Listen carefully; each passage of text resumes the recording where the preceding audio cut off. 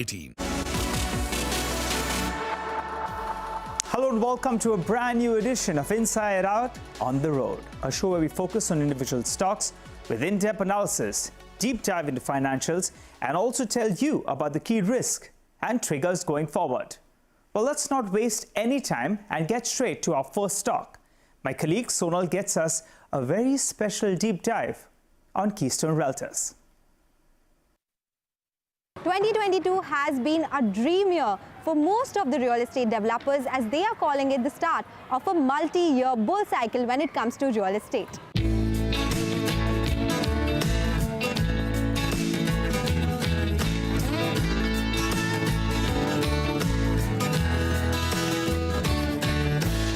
So here we are at one of the key projects of Keystone Developers, popularly known as Rustomjee, recently listed on the bourses on 24th November with a premium of 3% to the issue price. It is a Mumbai-based real estate player with 32 completed projects as on 30th June, 12 ongoing and 21 forthcoming projects. It has strategic investors and partnerships with the likes of HDFC Capital, Affordable Real Estate Fund 3 and Lipalton PTE. In the past, it has had investors like Giza and HDFC Real Estate Fund 1 as well. Now let's talk about bookings now. As on 3 months of FY23, 244 crore rupees is the amount. FY28, 1,000 crore rupees. Bookings are now 2640 crore rupees, so that is the normalized run rate. Volumes 1.48 million square feet, that is in FY22, and in pandemic it was between 0.9 to 0.7 million square feet. Debt was the big issue for the company, but now they have been able to reduce it substantially. From 7.7 times, that's the debt to equity ratio, they have reduced it to 1.1 times. Company says they want to maintain a 1:1 debt to equity ratio, and they do not have any plans to step outside of the Mumbai market, where they have 9.5 million square feet of ongoing development. They also have a strong launch pipeline, and they have enough launches in the pipeline for next 8 to 9 years. They also are focusing a lot on redevelopment, which is right now 11% of their total portfolio. A quick look at valuations. In real estate, it is based on sales to market cap. Keystone is reasonable at 3 times, in line with Brigade and Prestige. Mumbai-based players like Godrej and Oberoi have it higher, between 9.8 to 17 times. DLF2 is higher at 16.6 times. Now that we have a brief about the company, let's go ahead and take a deep dive with the chairman and managing director.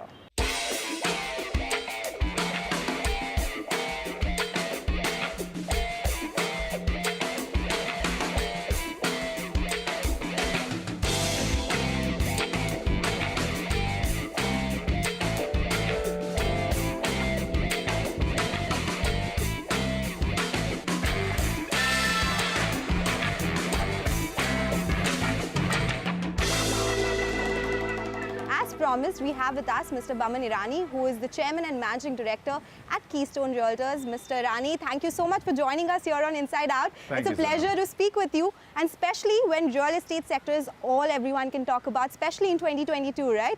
So that's what I wanted to ask you first up. What's causing this sudden spurge in demand that we're seeing in the real estate sector? And you expect it to continue rising interest rates? That will not be a problem. And how long do you think the cycle will go on for? Hey Sonal, thanks for having me on the show. First of all, let me tell you, there are lots of reasons why the real estate has actually taken off the way it has.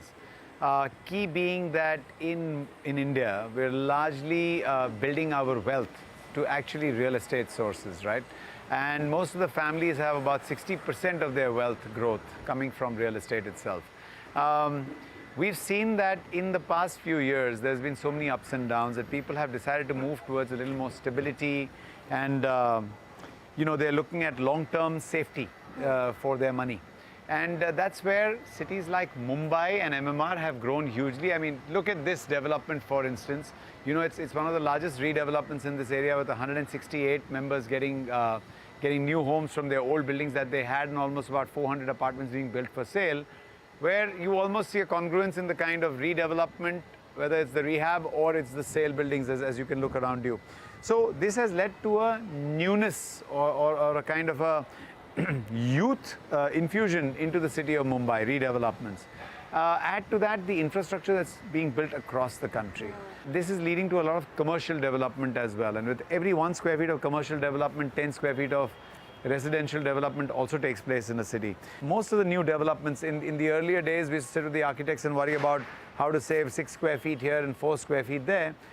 today, even if it means an additional, 12 or 15 or 25 square feet, we still want to create all those requirements that are there for a good home. So Mumbai will continue to be the focus market.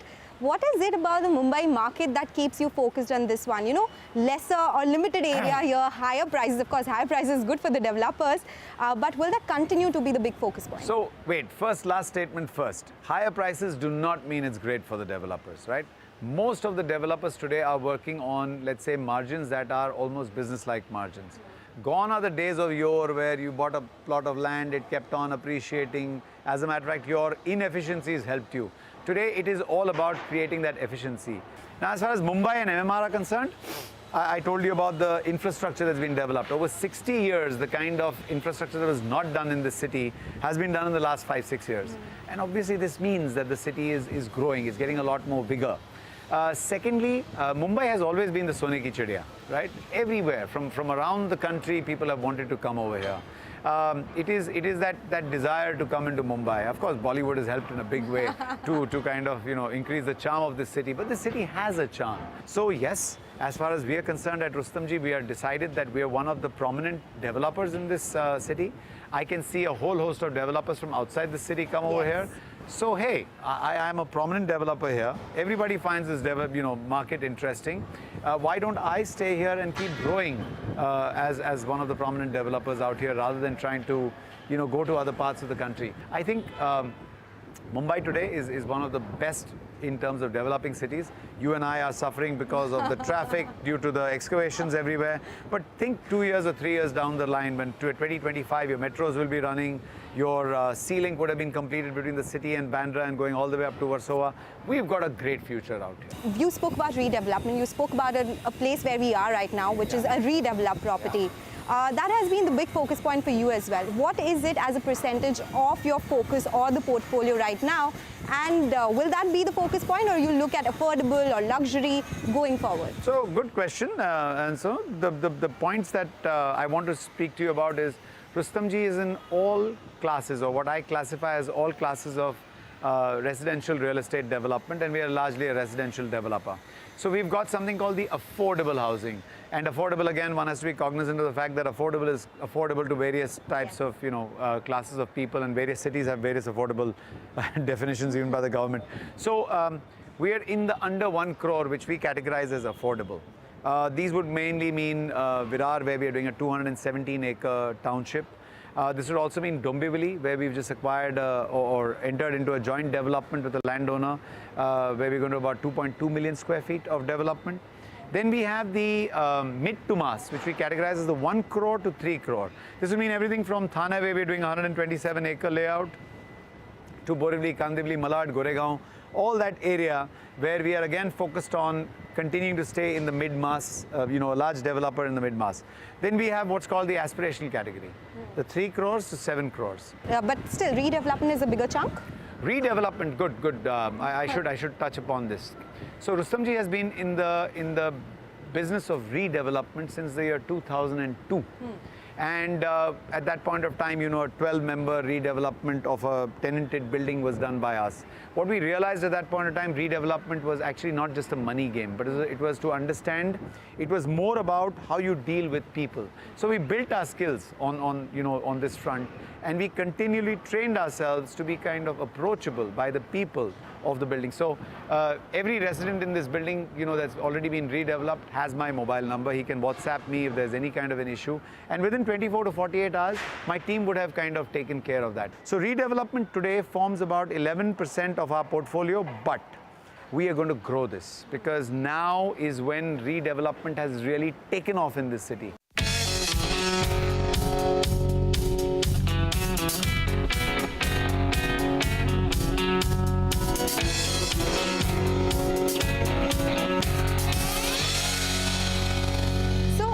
Tracking sales which are better than pre-COVID. 2,600 crore is the last known number in terms of bookings. Maybe you can't give a forward-looking number here now, but are sales better than what you saw earlier? And are they going on increasing at the rate that we've seen in the industry? So we just got listed on the 24th. I'm in some sort of a silent period for the next 40 days. So say after the 5th of Jan, if we meet, I'll give you a lot of my views, but till then I've been told to kind of control. But yes, sales during COVID more than you seeing a higher number, what all we've learned is the consumer is a lot more focused. They are aware of what they are looking for. They've done a lot of research already before they come to the sites itself. So about, I would say 30% of my sales are spot bookings, and they're spot bookings because people come in and write a check. So we call them spot bookings. But when you do dive in a little deeper, you do know that this customer has actually done the entire research of what he wants or what they want as a family, and they're looking for a particular type of development, and they've chosen the location, and that's how they've come over here. Our reach also shows us that basically the buyer has started becoming a little younger as well. So millennials who were not buying pre-COVID have also decided to start putting their money into a home, because finally everybody at some point of time does understand the power of security. And this has been a big shift. You've seen the kind of high value properties and selling a lot more than they were before. At one point in time, we always said the affordable and mid-mass are the ones where the maximum churn took place. They still are in terms of numbers, but in terms of value, the premium properties have really done extremely well. Yes, that's something we're seeing in numbers across listed developers. One question that I think as a viewer, as an investor, and as a person who's living in the city of Mumbai, why are the prices so high? So I already mentioned to you that prices, according to us, should be lower than what it is, because they could mean that there's a lot of buying that takes place. But if you look at land prices, we're a landlocked city. Land prices itself, if you look at the kind of premiums that are payable, add to that GST in the way that we are facing it right now, we are paying 18% GST on all our construction material. At the same point of time, you as a buyer are paying 5% on top of that, and the developer does not get an input tax credit. When you add all these small parts, and then of course the cost of living being high in Mumbai, the added features where we've got to provide for a proper lifestyle in the city of Mumbai. The cost of people itself is higher in the city of Mumbai, so there are more and more compliances that real estate developers have to undertake. So all this keeps adding up to the cost. I would not say costs are high. They are high compared to some other cities of the country. Okay, interesting. So the one big talking point has been how you have been able to reduce your debt considerably over the last couple of years, right? And that is one of the things that investors liked as well. What is the debt equity ratio you're comfortable with? So first of all, let's go through the cycle of a developer's life, right? He first starts off with private capital, debt, then goes into PE, goes into other kinds of funding, and then finally comes to the doors of the capital markets. And then once he's ready as a company to be able to be compliant, transparent, and someone that is open to all observations of the people, he comes to the capital markets. We did not need to come to the capital markets because of the fact that the debt was high. Our debt wasn't very high. As a matter of fact, in 2018, we started on this path of reducing our debt. And we brought it down to absolutely manageable levels, where all the debt lay in the projects itself, ongoing projects. But we've decided to bring that down as well right now, so that there's headroom for growth again. A 1:1 debt to equity is something that real estate developers can happily, survive or take care of and be a healthy company. Yes, that's true. So you've spoken about the debt, comfortable debt number, the fact that your sales are tracking pre-COVID levels or even better than that. What is the launch pipeline looking like? You have a lot of inventory in place or pipeline in place which will commercialize in, say, next 2 to 3 years. So I'll tell you the philosophy. We are one of those companies that constantly replenishes in the same areas where we have completed projects. This project is nearly complete. The last building will get completed by March this year, 23. We've immediately tied up with 2 more developments in this area, which would be ready for launch in, let's say, the next 6 to 8 months.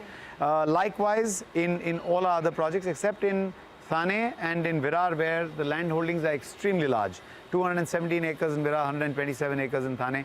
There I don't see the need to go ahead and acquire many more. Having said that, we are looking at, because a particular kind of development that is possible, a new market that's opening up, is opening up in Thane as well. So we might acquire some more development rights out there.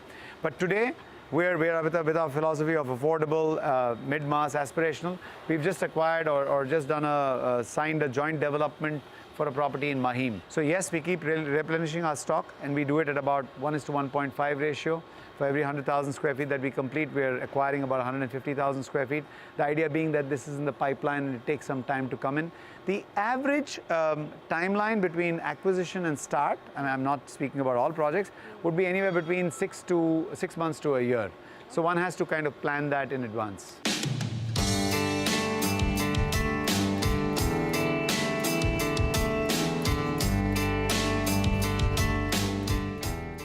So we are here at the basketball court. Do you know how to play basketball? Well, this is a multi-purpose court actually. So basketball, tennis, I guess kids play all kind of throw ball and stuff out here. And yeah, I can shoot a few hoops, for sure I can. So we'll do that off air for sure. So when you're talking about strategic partner in the commercial space, you have seen partnerships or at least equity investments from say HDFC Real Estate Fund. Is that continuing now? Through the life of Rustomjee's story and growth, we've been partnership driven. So everything from, first start off with us three, right? We're three partners, and in the true sense of the word, 26 years together, touch wood, we've been partners. And we've built our entire business on joint ventures, joint developments. We've worked with landowners, we've worked with other developers. Our project today in Bhandup, which is Bella, which has done extremely well, is again a developer who's tied up with us, and we're working with him together on that. Our development in Virar is the same. Our development in Thane is a joint venture. So we do joint ventures and joint developments. All our society redevelopments are all in a way joint ventures with the existing members of the society itself.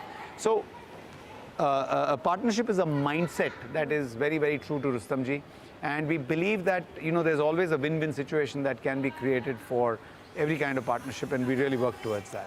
Thank you so much, Mr. Irani, for joining us here on CNBC-TV18, explaining all about Rustomjee and what are the plans going ahead as well. But of course, we'll speak soon. I look forward to being on your show again, but thank you for having me here. Thank you. With that, it's back to you in the studio. All right, that was a deep dive in Keystone Realtors. With time to slip into a short break, we'll come back with another interesting stock. Power Finance Corporation is the stock on our Spotlight segment.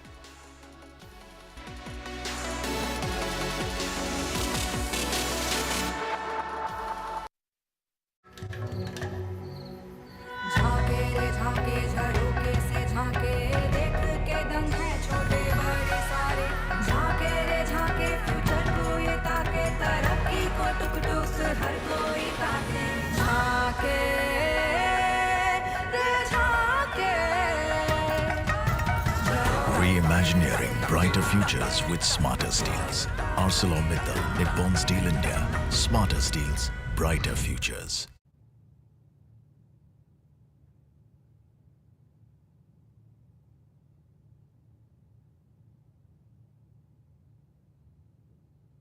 Got trapped? Do not let commissions and incentives lure you into investing in random schemes. Don't believe in false promises. Be careful. After all, it's your own money. सोच कर, समझ कर, invest कर। Tension किस बात की? Century MDF का लो emission premium plus है ना, हायर डेंसिटी है, वाटर रेजिस्टेंट भी है, यानी ये है जहाँ नो टेंशन वहाँ। Low Emission Premium Plus by Century ProWood. Radiant Cash Management Services Limited. Initial public offering of equity shares of face value of 1 rupee each through the book building process with a price band of 94 rupees to 99 rupees per equity share. Bid offer opens on Friday, December 23, 2022 and closes on Tuesday, December 27, 2022. For risk factors and more details, please refer to the RHP available on the websites of SEBI, the book running lead managers and the stock exchanges.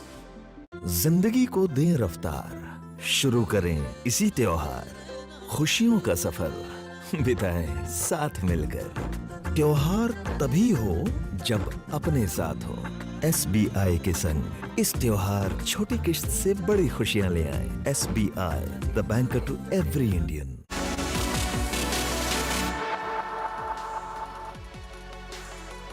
Welcome back. You're tuned in to Inside Out on CNBC-TV18. Where it appears there's a bit of a re-rating underway on PFC. And so the stock features today under our Spotlight segment. The stock has rallied 40% the last couple of months, and even post the rally, valuations appear reasonably as at around half times price to book. Now, part of the reason of cheap valuations could be that it's a government-owned entity. The company is a specialized financial institution in the power sector. PFC funds Gencos for capex and discoms for working capital needs.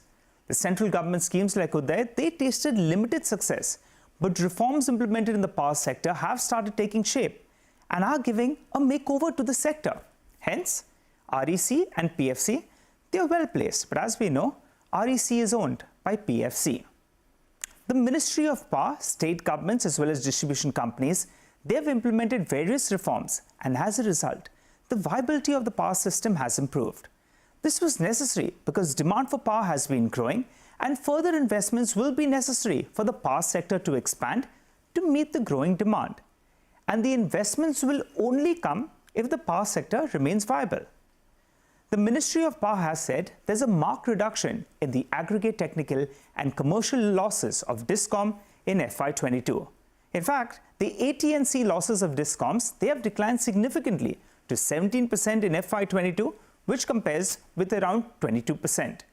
In September 2021, the Ministry of Power revised the prudential norms of PFC and REC, which stated that DISCOMs cannot avail financing from PFC or REC unless they draw up an action plan for reducing losses within a specific time frame and get their state government's commitment to it. The revamped distribution sector scheme lays down that funding under the scheme will only be available if the DISCOM commits to an agreed loss reduction trajectory. The 15th Finance Commission provided for an additional borrowing window to states contingent on them taking steps to reduce their DISCOM losses. Further, in June 2022, the Ministry of Power issued a late payment surcharge rule, which provided that unless the distribution companies promptly pay for their power drawn from the interstate transmission system, their access to the power exchange will be cut off. Well, while putting all these in place, the Ministry of Power also worked with the distribution companies to provide the necessary finances under the RDSS for undertaking the loss reduction measures. Implementation of the Electricity Rules 2022 has not only ensured that the outstanding dues are liquidated, but it's also ensured that the current dues are paid in time. The impact of these measures is visible as the total outstanding dues of states has reduced by around 25,000 crores to around 1,13,000 crores, thereby bearing witness that the implementation of LPS has reflected notable improvement with regard to recovery of outstanding dues of suppliers, including Gencos, transmission companies, and traders as well.